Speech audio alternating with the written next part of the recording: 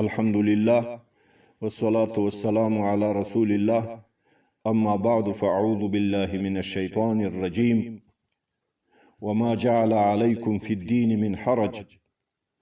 الله عز وجل فرمائی ما په خپل دین کې د خپلو بندگانو دپاره هیڅ قسم مشقت و حرج نه ده لیږلی، نه مې دکې مقرر کړی.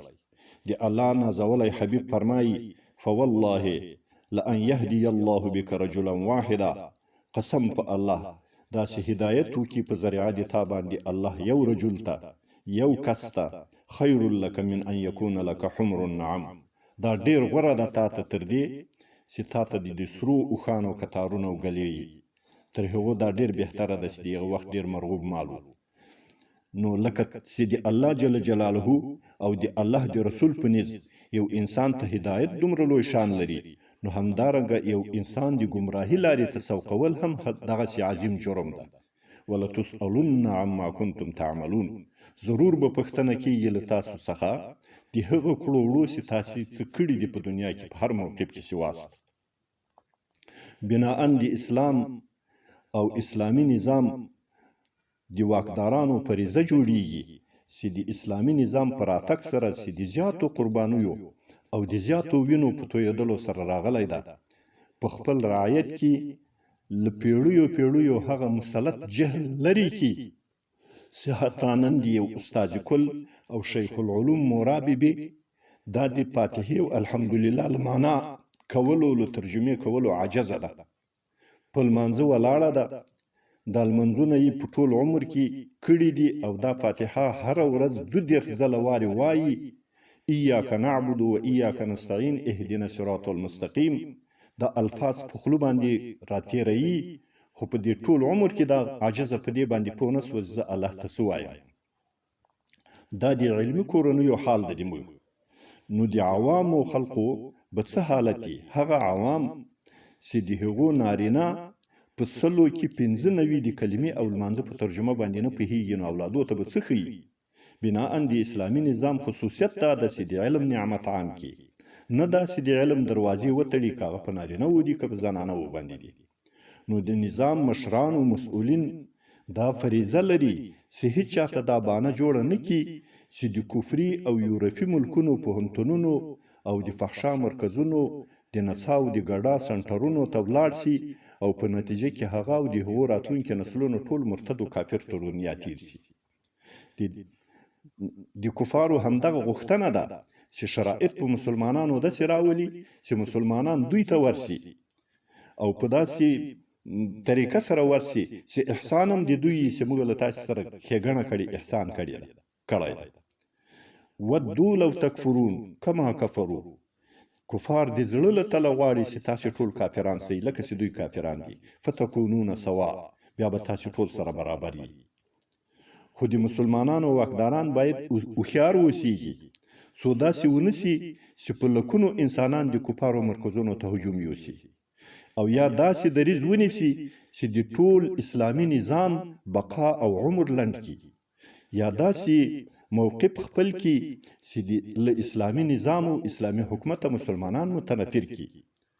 په دې وخت کې به د دې جرم او جنایت یوازې همدغه مسؤلین او واکداران ذمهوار وي. خدای تعالی ته به د قیامت په هغه سخته ورځ باندې د دې لوی جرم جواب هم دوی ورکوي. ان الینا ایابهم ثم ان علینا حسابهم، یقینا ماته د دې ټولو انسانانو راتله دي او الله فرمایي چې ثم ان علینا حسابهم، بیا یقینا لازم ده په ما باندې د ذریع حساب د دوی کولو، که دوی د هر موقف خلک وي. هلته بیا د انکار کول او نسوم پو دا معاذر کار نسی ورکولای. کنی څه هم ظالمان به په ورځ د محشر کې همدغه چیغې وهي. الله په قرآن کې بیان راته کوي ما کنا نعمل من سوء، موږ خو څه بد کار نه ده کړی. الله وایي بلا ان الله علیم بما کنتم تعملون، الله ښه خبر ده په هغه څه چې تاسې کول، نور تاسې خولې بندې کوئ او څه مه وایاست.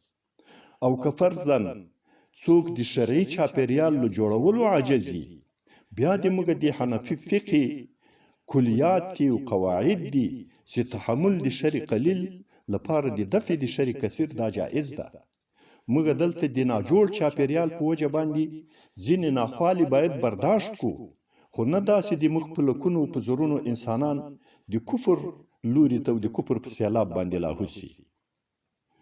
نو امام سرخسی رحمت الله علیه په مبسوط خپل کې وایي چې وتحمل الضرر اليسير لا يدل على تحمل الضرر الكثير. برداشت د ضرر یسیر د کم ضرر لکه د ناجوړ چاپیریال په وجه باندې ځینې ناخوالې، ځینې بېحیایي، ځینې مشکلات موږ ته په نظر باندې راځي، دا د موږ دې ته ونه هڅوي چې موږ هغه تحمل د شر کثیر هم وکړو، یعنې په زرونو په لکونو انسانان د کفر مرکزونو ته ورټېله کړو. د موږ د مذهب فقها خو وایي چې ومواضع الضروره مستثنات عن قواعد الشرع. موارد د ضرورت دا مستثنا دي له قواعدو له مسلماتو د شرع څخه. رادي مختار په کتاب الحجر کې وایي. علامه حسکفي رحمت الله علیه په دور مختار کې فرمایي چې الضرورات تبيح المحظورات. ضرورتونه حرام شیان روا کوي. د موږ د فقهاو فیصله ده چې فمن قواعد ائمتنا التسهيل په مواضع الضروره والبلوى. لقواعدو د امامانو د موږ مسلمو قواعدو څخه دا دي چې اساني کول دي په مواضع د ضرورتو، په مواردو د ضرورتو د بلوا کې. موږ تاسو وینو په خپل فقه کې، په خپل شریعت کې وینو چې د متقدمینو فقهاو احنافو په نسبت باندې اجرت په طاعاتو لکه په تدریس د علوم شرعیه او په تدریس د قرآن، په تعلیم د قرآن، په امامت او اذان باندې اجرت اخیستل حرام وو. خو د متأخرینو علماء کرامو په فتوا باندې چې ضرورت محسوس کو، تقریبا 400 کاله وروسته هغه اجرت نن روا ده. موږ ټول په همغه د متأخرینو په فتوا باندې روان یو. دا لاجل ضروره مستعمل اوبدي د شیخینو په قول باندې نجس دي، خو د امام محمد رحمت الله علیه د قول په فتوا باندې طاهر دي لپاره د دفع د حرج. یو موچي د بوټونو څپلکې د نجس العین خنزیر په ویښتانو باندې ګنډلی سي چې د هر ذره ذره نجس العین ده، خو لپاره د دفع د حاجت د ضرورت په وخت کې د خنزیر، سپي، مړزګې غوښه مسلمان ته حلاله ده، خوړلی سي لپاره د سد رمق. د موږ د حنفي فقه د مسلمې قاعدې په خلاف چې د معدوم شي بیه او شرا دا ناروا ده، خو صنعتکارانو ته د توسع دپاره دا جایز ده او روا ده. د کوڅو پلیتې هغه خټې چې نجاسات پې باندې غالب دي، دا د هغه تیسر د انسانانو دپاره، اساني انسانانو مسلمانانو ته دا اوس پاکې دي. د موږ په فقه کې د معذور اودس په بولو، په وینو، په هوا وتلو باندې د دفع د ضرورت لپاره نه متېږي. د وزې او میږي د لوسلو په لوښي کې د هغو په پچو سره هغه شیدې نه مردارېږي. دا لپاره د عموم د بلوا، د پلواتو او د بیبانونو د څاهانو اوبو هغه د کمو خوشایو په وجه باندې نه مردارېږي چې کې لوېدلي. خلاصه ده چې فقهای کرام، علمای کرام، مفتیان عظام دي د هغو احکامو چې په رخصتونو باندې بناوي او د هغو حکمونو چې په عظمتونو باندې بناوي توپیر وکړي، او که دا توپیر نشي کولای بیا دوی علما نه دي. دور مختار وایي چې ومن لم يحكم عالما من لم يكن عالما باهل زمانه فهو جاهل. څوک چې د خپلې زمانې په ضرورتونو، په حاجتونو باندې نه پوهیږي او د رخصتو د عظمت فرق نشي کولای، هغه جاهل ده، که څه هم ځان ته عالم وایي. بناءً موږ ته الله پاک یو ډېر عظیم نعمت راکړی چې موږ په حنفي مذهب باندې مشرف یو. حنفي مذهب په ټولو مذاهبو کې اسانه مذهب ده، او د محمدي دین چې کوم واقعي تشریح ته د حنفي مذهب کړې ده. حنفي مذهب کې موږ ټول متونو، شروحو، فتاواوي په دې باندې مملوء ډکې دي چې د حورې ښځې مخ، لاسونه، قدمونه او عادي صفت عورت نه ده. د ښځې وتل د تبرج جاهلي په ډول باندې ممنوع ده. ولا تبرجن تبرج الجاهلیة الاولى.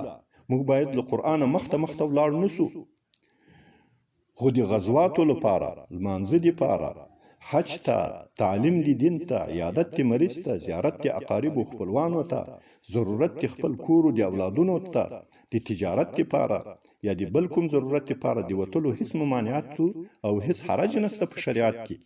فقها وایي لو افتى مفت بشيء من الاقوال الضعيفه في مواضع الضروره طلبا للتيسير كان حسنا. بحر رائق په باب الحیث کې لیکلي چې که چیرته یو مفتي په یو ضعیف قول باندې فتوا ورکوي خو د ضرورت په وجه یا د اسانی په انسانانو باندې دا یو حسن کار ده. دا داسې نه چې د له دینه سم مخالفت کړی دی. او امام محمد رحمت الله علیه فرمایي چې ان ارواس ما یؤکل لحمه طاهره للبلوا. خوشایي د هغو حیواناتو چې غوښه خوړل کیږي دا د عمومي بلوا په وجه باندې پاک دي. او شامی په باب المیاه کې لیکي چې وفي هذه الروايه توسعه لارباب الدواب. مالدارانو ته په دې روایت کې ډیره اساني ده ځکه چې فقل ما يسلمون عن التلطخ بالارواس والاخصاء. ډیر کم به دوی د خوشیولو چټلتوب څخه خالی پاتې کیږي. نو فتحفظوا هذه الروايه. نو علما فقها مفتیان او قضات دغه روایت په حفظ او په یاد باندې لري لدې چې د خپل وخت کې افاده کوي. علما لیکي چې د شامل د عباراتو څخه هغه مایلان معلومیږي چې په دې قول باندې که څه هم مرجوح قول ده په دې باندې فتوا ورکولای شي په وخت ضرورت کې. د نړۍ هر غافل په اذان وی خوم زبلال خوب ولې جهان وی خوم زبلال خوب ولې جهان وی خوم